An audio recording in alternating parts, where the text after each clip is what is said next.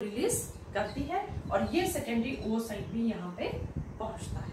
अगर ये दोनों स्पर्म और ओवम या रादर इसको हम कहेंगे सेकेंडरी oocyte, अगर ये दोनों सेम टाइम पे इस एम्पुलरी इस्थमस जंक्शन पे पहुंचते हैं तभी फर्टिलाइजेशन होती है। अगर इन दोनों में से कोई भी एक टाइम पे या अलग अलग टाइम पे यहाँ पे इस जंक्शन पे पहुंचेंगे तो फर्टिलाइजेशन नहीं होती। तो इस तरीके से हम क्या देखते हैं that fallopian tubes are the sites of fertilisation.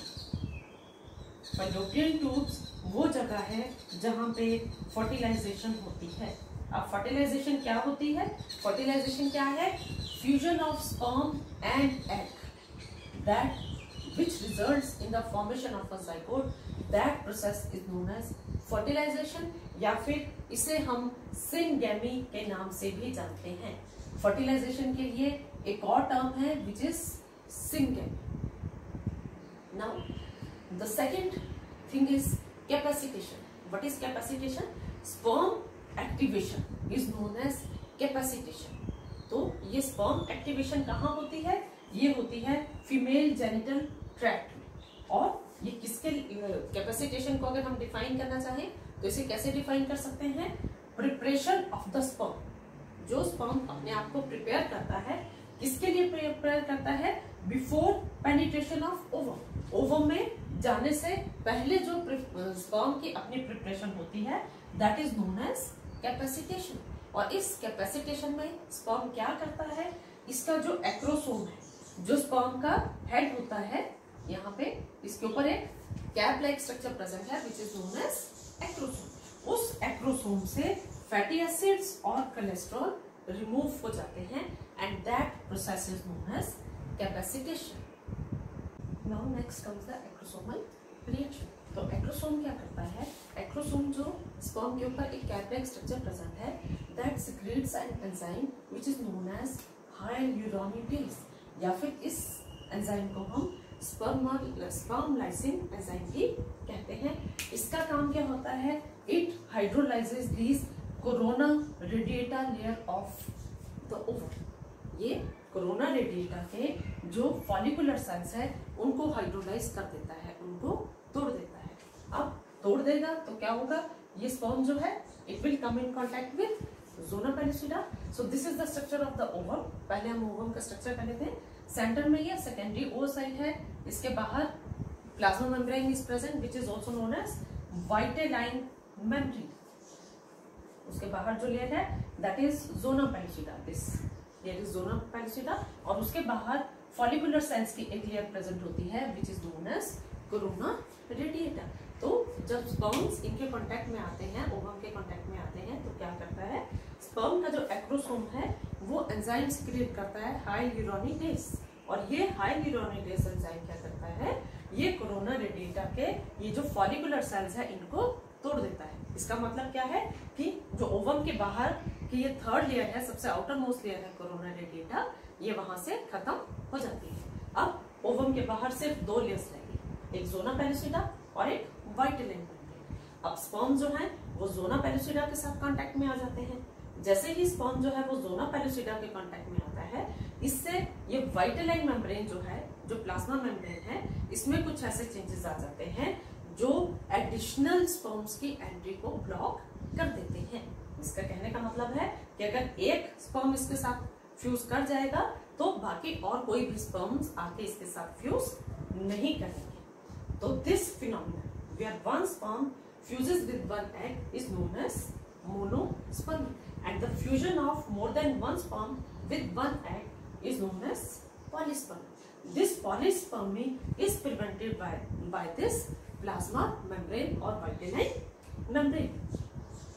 And one more thing, that adhesion of sperm with the oocyte, जो sperm oocyte के साथ अपने आप को ज्वाइन करता है, उसकी जो दोनों की कॉम्बिनेशन है that is due to fertilizing anti fertilizing reaction. ये एक पर्टिकुलर रिएक्शन है, fertilizing anti fertilizing reaction which is species specific. हर एक स्पीसीज में ये स्पेसिफिक होता है और इसी रिएक्शन की वजह से सिर्फ एक ही स्पीसीज के स्पर्म्स अपनी ही स्पीसीज के ओवम को फर्टिलाइज कर सकते हैं। So comes what is fertilizing anti-fertilizing reaction. Fertilizing anti-fertilizing reaction, it is the first step in the activation of ovum. इसमें क्या होता है, जो ओवोसाइट है, जो हमारा मैच्योर हेड है, that produces a glycoprotein which is known as fertilizing. ये फर्टिलाइजिंग क्या करता है, ये दो काम करता है। सबसे पहला, एक तो ये स्पर्म्स को अपनी तरफ अट्रैक्ट करता है और जब उसके पास पहुंचते हैं तो उसको वहां पे होल्ड करके रखता है, स्पर्म्स को होल्ड करके रखता है। Second, it triggers the acrosome reaction. Acrosome जो स्पर्म के हेड के ऊपर एक कैप लाइक स्ट्रक्चर प्रेजेंट है, उसमें रिएक्शंस को इनिशिएट करता है। तो क्या होता है, स्पर्म का जो हेड है that also produces a protein which is known as anti fertilising. जो स्पर्म का हेड है वो भी एक प्रोटीन प्रोड्यूस करता है which is formed of acidic amino acids and that protein is known as anti-fertilizing.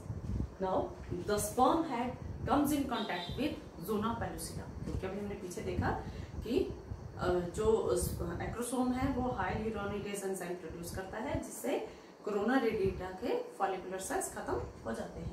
Now the sperm head comes in contact with zona pellucida और इससे क्या होता है, जो एक्रोसोम की मेम्ब्रेन है वो टूट जाती है and this step is known as और this reaction is known as agglutination. Now sperms के हमने जो 4 पार्ट्स किए हैं, head, neck, middle piece and tail, इसमें से 3 पार्ट्स हेड, नेक और मिडल पीस जो है स्पर्म का वो एग के अंदर चला जाता है, ओवम के अंदर चला जाता है, लेकिन टेल जो है वो पीछे ही रह जाती है। और जब इसकी एंट्री होती है एग में, now the secondary oocyte it undergoes meiosis 2 and results in the formation of ovum and the second polar body, and soon after this the nucleus of the sperm and nucleus of the ovum they combine together to form diploid zygote. ये zygote हमारे पास कैसा होगा, diploid. इसके पास chromosome के 2 sets होंगे। कैसे होंगे, क्योंकि स्पर्म के पास एक हैप्लॉइड सेट होगा, एक ओवम के पास हैप्लॉइड सेट होगा। ये दोनों आपस में कंबाइन करेंगे और zygote बनाएंगे which will have 2 sets of chromosomes. Now comes early embryonic development. So early embryonic development starts with cleavage and ends with implantation. Early embryonic development हमारी क्लीवेज के साथ शुरू होती है और इम्प्लांटेशन पे खत्म होती है। तो क्लीवेज की बात अगर हम करें तो क्लीवेज क्या है, these are the mitotic divisions which occur in zygote. और ये ज़ाइगोट में माइटोटिक डिवीजन कब होना शुरू होती है, जब ज़ाइगोट यूट्रस की तरफ मूव करना शुरू करता है फ्रॉम द ओविडक्ट। और इसमें जब डिविजन्स होती हैं तो कैसे सेल्स बनते हैं, पहले 1 से 2, 2 से 4, 4 से 8 और फिर उसके बाद 16 डॉटर सेल्स बनते हैं and these 16 daughter cells these are known as ब्लास्टोमेस।